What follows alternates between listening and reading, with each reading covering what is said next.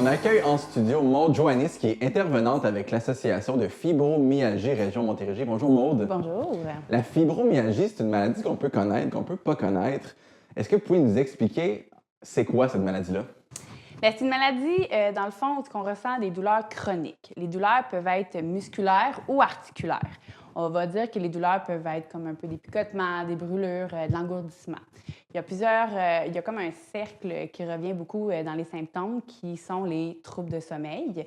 Ensuite, il va y avoir la douleur chronique. Il va y avoir aussi la fatigue chronique, due au fait qu'on ne dort pas bien, qu'on a des douleurs et tout.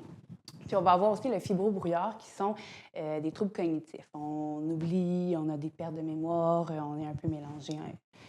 C'est pas mal. C'est une maladie qui touche un certain pourcentage de la population, vous m'avez dit plus tôt? Oui, exactement. On estime à 2 C'est quand même beaucoup, là. Oui. Comment on fait pour se faire diagnostiquer avec cette maladie-là? Tout d'abord, il faut prendre rendez-vous avec son médecin. Okay. Avec le médecin, il va falloir expliquer c'est quoi les symptômes, qu'est-ce qu'on ressent et tout. Puis, on va faire une analyse, puis on va essayer d'éliminer les cas possibles d'autres maladies pour ne pas se mélanger. Un coup que ce travail-là a été fait, on va transférer le dossier à un rhumatologue.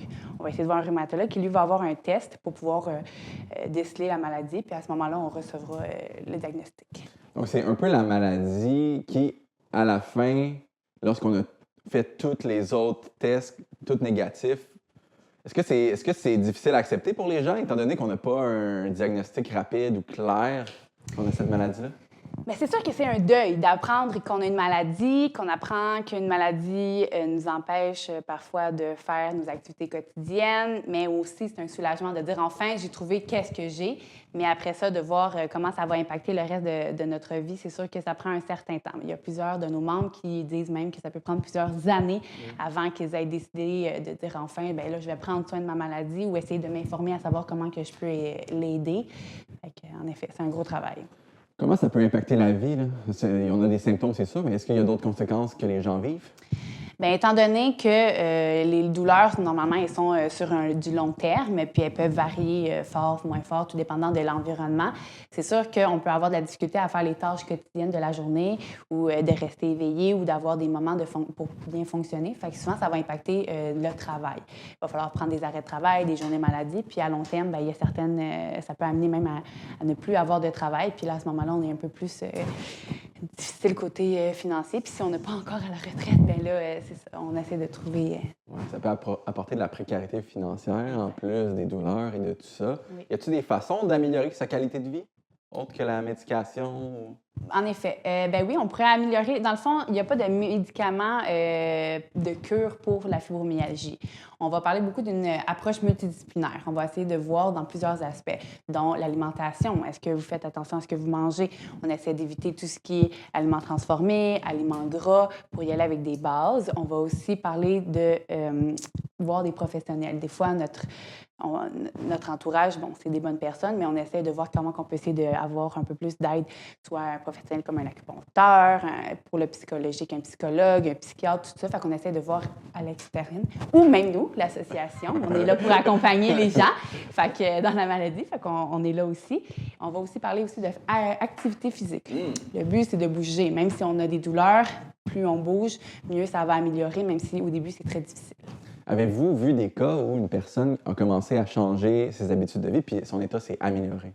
En effet, on a une membre qui a été quand même présente puis qui est encore présente dans notre réseau, qui avait, à son arrivée, ou a vécu une période très difficile où elle était en canne ou en fauteuil, puis à cause des douleurs qui étaient vraiment insupportables. Puis rendue aujourd'hui, bien, elle a fait des changements dans son alimentation, comme je vous ai dit, dans tout son environnement. Puis maintenant, elle est apte à marcher puis à faire ses activités comme tous les jeux, comme les autres.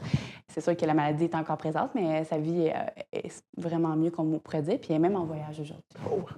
Pour les autres personnes qui pourraient être atteintes de la maladie puis qui voudraient améliorer leur état, vous offrez une activité. Oui. Donc, le 26 février prochain, c'est une activité de quoi exactement?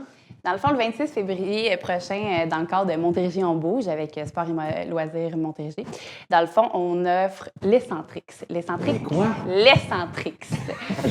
C'est une activité pour pouvoir aider le corps à faire des mouvements plus longs, pour pouvoir essayer, c'est un peu un conditionnement physique. Fait qu'on essaie de faire des mouvements plus longs pour essayer d'étirer puis de ne pas se blesser. Ça permet d'avoir une meilleure force, une meilleure endurance, puis on se sent souvent plus détendu quand on fait ça. Donc, par exemple, c'est des activités qui vont améliorer la fluidité du corps. Donc, Exactement. Puis la santé, tu sais, on va sentir mieux, puis la santé des articulations et des muscles. À force de les travailler puis de leur donner des commandements plus lentement, ça va les aider à... donc par exemple, aller chercher quelque chose au lieu d'y aller d'un coup, On va le séquencer. ça serait étape par étape, épaule, coude. Exactement. OK. Puis y aller plus doucement. Au lieu de dire « je vais chercher », on va y aller plus doucement, puis on va pratiquer, on va donner les instructions à notre muscle. Qui peut s'inscrire pour cette activité-là? Bien, tous les membres de la Montérégie ainsi que les habitants de Belleuil. Dans le fond, vous avez juste à aller sur notre site internet fibromyalgiemontérégie.ca, puis vous allez pouvoir vous inscrire ou nous téléphoner à notre numéro 514-928-1261, poste 1, poste 2. Puis on va pouvoir faire les démarches avec vous. Ça a lieu au Club Optimiste à Saint-Hubert. Donc, c'est entrée gratuite, il va y avoir des collations, des prix sur place. On a vraiment hâte. Maude Joannis, merci beaucoup d'avoir été présente avec nous. Je rappelle, vous êtes intervenante pour l'Association de fibromyalgie région Montérégie. Et merci pour cette activité-là. Et tous ceux qui peuvent s'inscrire seront bienvenus, j'imagine, à votre activité. Tout à fait. Merci beaucoup. Merci, au revoir. Au revoir.